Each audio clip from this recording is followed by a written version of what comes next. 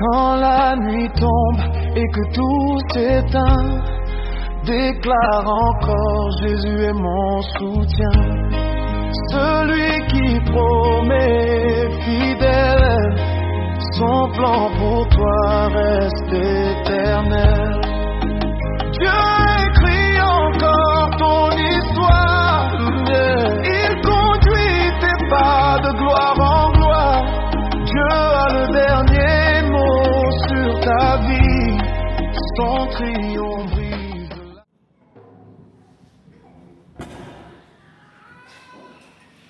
Nous vous saluons au nom de Jésus-Christ.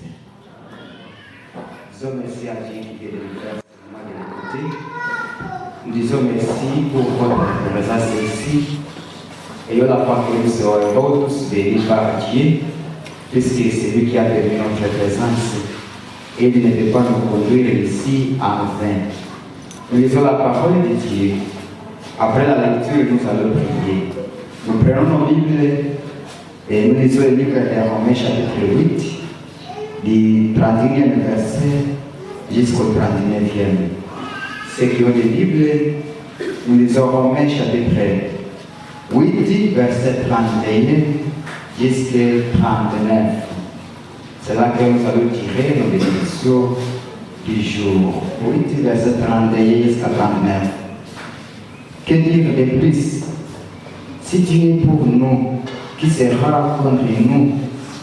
Lui qui n'a même pas épargné son propre fils, mais l'a livré pour nous tous, comment ne nous donnerait-il pas aussi tout avec lui? Qui accusera encore celui de Dieu? Dieu lui-même le déclare juste. Qui le condamnera?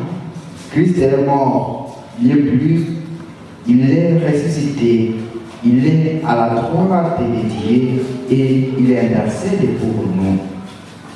Qu'est-ce qui pourra nous arracher à l'amour de Christ? La détresse ou l'angoisse, la persécution, la faim, la misère, les dangers ou l'épée, car il nous arrive ce que dit l'Écriture. À cause de toi, nous sommes exposés à la mort, à longueur de jour. On nous considère comme des moutons destinés à l'abattoir. Mais dans tout cela, nous sommes bien plus que vainqueurs par celui qui nous a aimés. Oui, j'en ai l'absolue certitude. Ni la mort, ni la vie, ni les anges, ni les dominations, ni le présent, ni l'avenir, ni les puissances, ni ce qui est en haut, ni ce qui est en bas, ni aucune autre créature, rien ne pourra nous arracher à l'amour que Dieu nous a témoigné à Jésus-Christ, notre Seigneur. C'est la parole de Dieu. Nous prions pour ta parole élue. Je sais que tu as béni ton peuple, mais nous voulons passer à l'interprétation pour tirer les messages de Jésus-Christ. Amen. Par la lecture que nous venons de faire, nous avons choisi un thème intitulé « Sois fidèle à Christ, ne l'abandonne jamais ». Sois fidèle à Christ, ne l'abandonne jamais. C'est ça notre thème de ce moment. Quand nous parlons de la fidélité à Christ, vous devez comprendre qu'être fidèle à Christ, c'est demeurer attaché à lui malgré les difficultés. Demeurer attaché à Christ malgré les difficultés. Et dans le contexte où nous sommes aujourd'hui, nous traversons beaucoup de difficultés, surtout causées par la peur. Aujourd'hui, la peur cause beaucoup d'autres difficultés. La guerre elle-même, c'est une difficulté. Mais voyez les déplacements que les gens sont en train de faire, sa préparation. Hier, moi j'ai vu certains qui s'est déplacés à pied. Quelqu'un qui était Mamouji, Papou, Boutembo. On nous parle souvent de 7 km. Je ne sais pas si l'homme est capable de marcher combien de kilomètres par jour. Maintenant, 5 km à pied, fatigué, puisqu'il n'a pas de l'argent, et on est en train de l'obliger d'aller. Quelle souffrance! La fin maintenant, certains sont en train de dormir sans manger. Et quand tu manges 3 fois, c'est une grâce. Mais il y a ceux qui sont en train de dormir sans manger. Certains sont en train de laisser même leur maison pour aller dormir dans la forêt. La maison est là, bien plâtrée, bien crépie. Quelqu'un quitte maintenant pour aller dormir dans la paille. Et là, vous pensez qu'il aura du sommeil. Ce qu'il crée dans la maison, c'est ce qu'il part voir à l'extérieur. Et toute la nuit, il sera en train de voir où est-ce que les bandits vont venir pour qu'ils puissent prendre un autre chemin. C'est une souffrance, une très grande souffrance. Et aujourd'hui, maintenant, si vous arrivez dans les hôpitaux, il y a des malades à cause de cette situation. Quelqu'un qui n'a pas l'habitude de dormir à l'extérieur, il le fait maintenant 2 jours, 3 jours, il tombe malade. Mais où est-ce qu'il va lever aussi l'argent pour le soin? Ce sont des difficultés que nous avons dit. Malgré tout ça, restons comment? Restons fidèles à Christ et ne l'abandonnons jamais. J'aimerais parler de tes réalités dans ce message. 2 points seront expliqués et quand nous allons les finir, nous serons à la fin de notre message. Le premier point nous parle de la fidélité à Christ qui s'appuie sur la confiance à Dieu. Le deuxième point sera intitulé la fidélité à Christ se manifeste dans les épreuves. Quand nous allons finir ces 2 points, nous aurons fini notre leçon. Nous disons que le premier point est intitulé la fidélité à Christ s'appuie sur la confiance à Dieu. Laquelle nous avons lu. L'apôtre Paul commence par que dire de plus. Notre version disait que dire donc. Si Dieu est pour nous, qui sera contre nous? Ici, l'apôtre Paul veut montrer que tout d'abord Dieu est pour nous. Il est pour nous. Alors ce qu'il veut montrer ici, c'est qu'il n'y a personne qui peut être contre nous, puisqu'il y a quelqu'un qui est pour nous et qui est plus fort. C'est Dieu. Alors, vous savez, beaucoup de gens se sont souvent séparés de l'amour de Dieu, car ils pensent que Dieu n'existe plus. Ou s'il peut exister, alors ils ne le voient plus. Il n'est plus de leur côté. Et il y a certains, si vous pouvez les demander maintenant, il faut vous démontrer combien de fois Dieu les a délaissés. Il y a certains aujourd'hui qui proclament devant nous que votre Dieu est là, votre Dieu est là, parce que votre Dieu est là, a échoué. Ne nous dérangez plus, votre Dieu a échoué. Bien avant, on ne payait pas les barrières, puisqu'on savait que nous avons été ici. Mais aujourd'hui, nous pasteurs, on arrive à la barrière, on risque de payer le double des autres. Quand vous arrivez au votre école pastorale, les voici. Ce sont ces gens que nous cherchons. Quand tu essaies d'expliquer, d'abord on a vu que tu es pasteur, mais on t'arrête. Et quand tu veux t'expliquer, on dit non, votre Dieu a échoué. Alors tu dois amener ici pour Kaïsar. Puisque vos prières même ne sont pas écoutées. Voilà là où les gens, voilà comment les gens ont abandonné Dieu. En commençant par ce que Dieu ne réussit plus, il n'est plus en train d'agir. Mais ce passage ici peut nous montrer que Dieu est encore à notre côté. Il est en train d'agir et il est en train de réussir. Laisse-moi te rappeler encore que même ton existence là, c'est à cause de Dieu. Ton existence là, c'est à cause de Dieu. Si Dieu ne réussissait plus, tu ne pouvais aussi plus exister. Et les gens étaient là. Mais vous pensez qu'ils sont échappés comment? On a parlé des Bangoïs. Les gens étaient là. Et ils ont vu les bandits. Ils ont communiqué avec eux.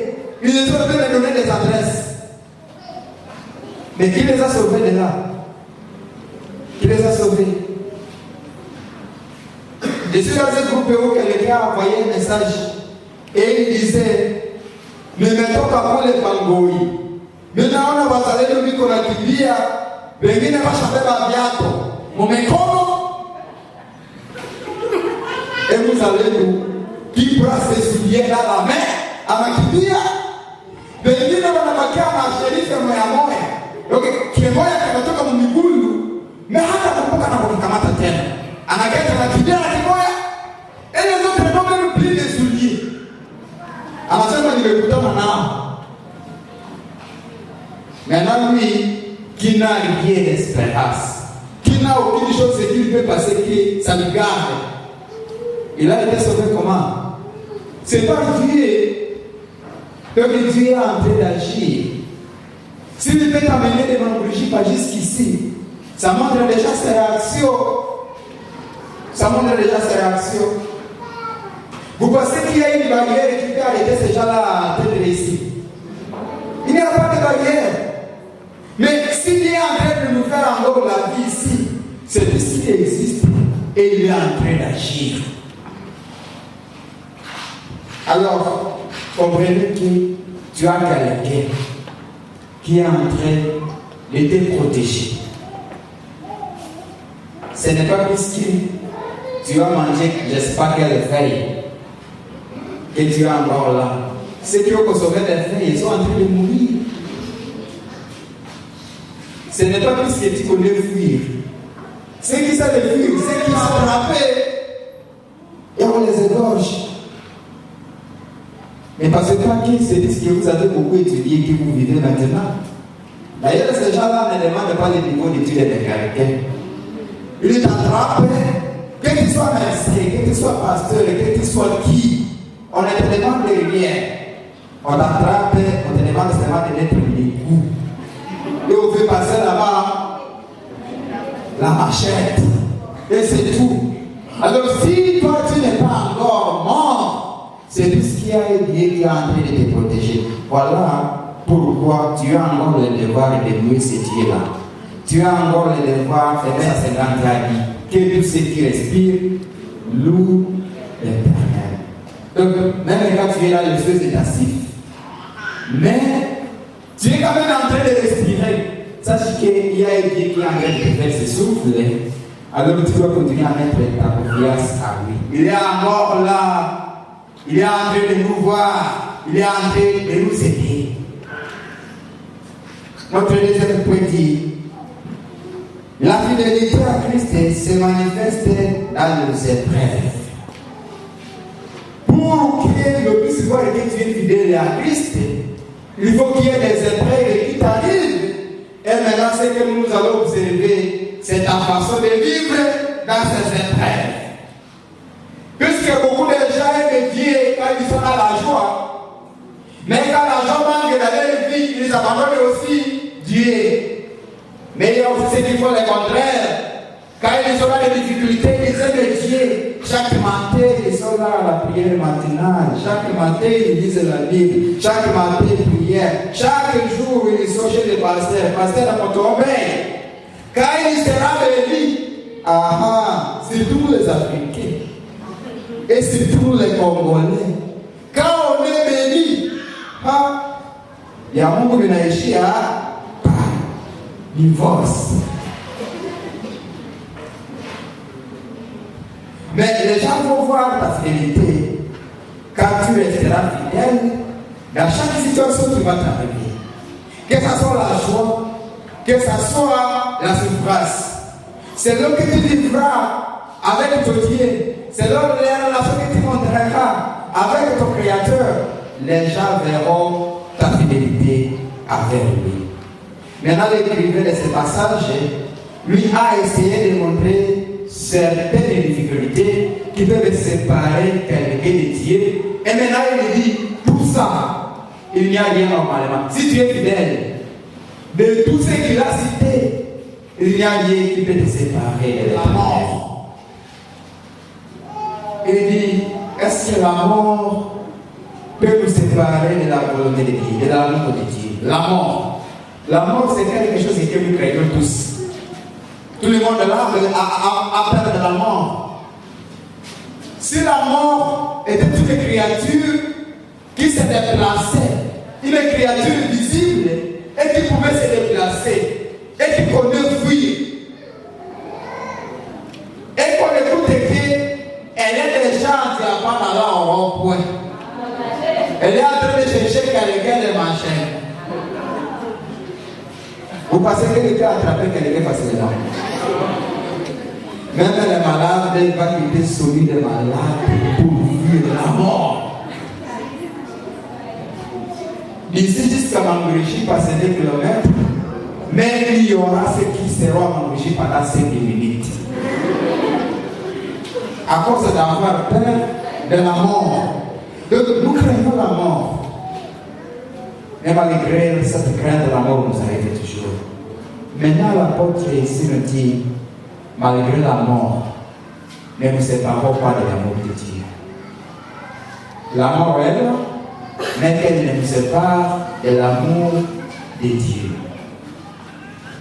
Même si nous la craignons, mais aimons toujours Dieu à côté de la mort.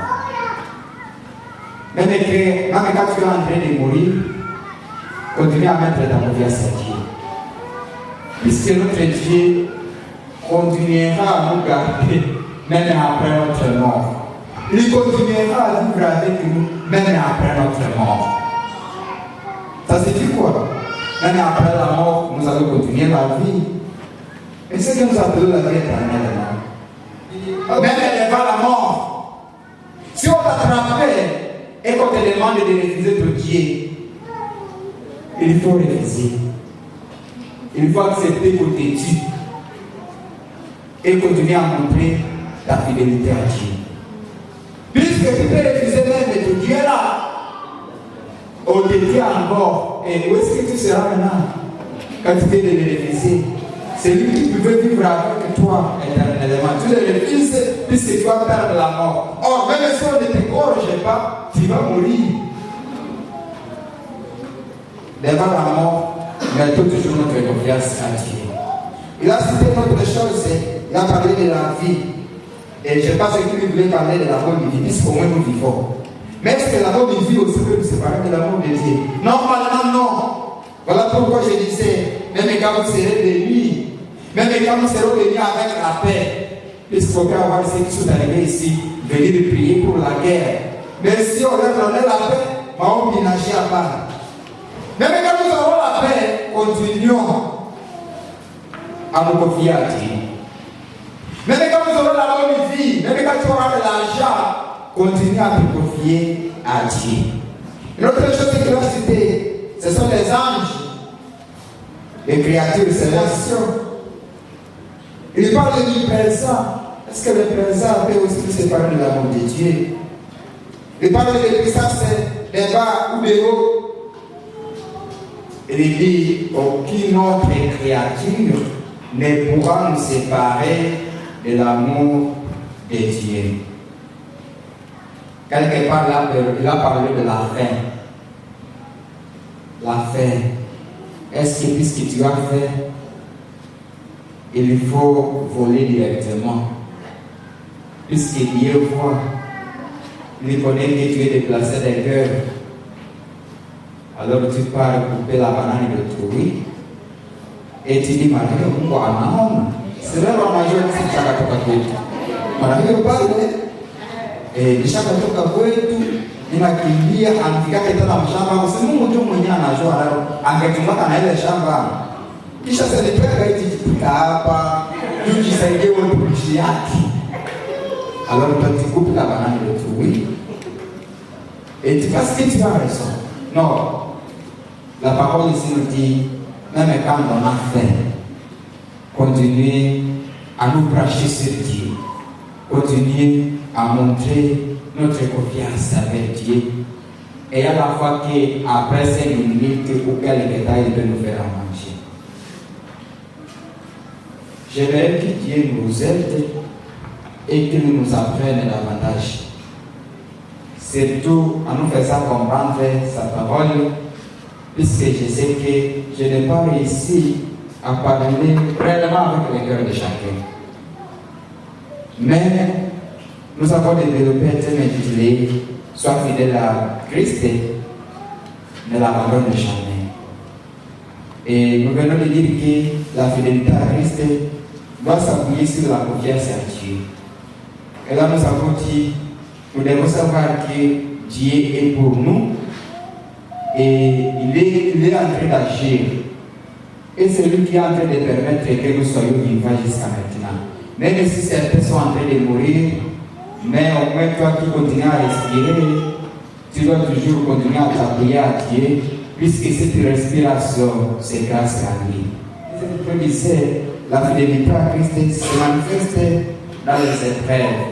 Pour que tu puisses montrer que tu es fidèle à Christ, il faut que tu affrontes les épreuves. Et nous allons voir ta façon de gérer ta relation avec Dieu pendant ces épreuves. Alors nous venons de dire qu'il n'y a rien qui peut nous séparer normalement de l'amour de Dieu si nous avons confiance en lui. Et même devant la mort, n'abandonnez pas Dieu, puisqu'il sera avec toi même après la mort. Alors que Dieu t'aide et qu'il te parle davantage, qu'il te dise sa voix.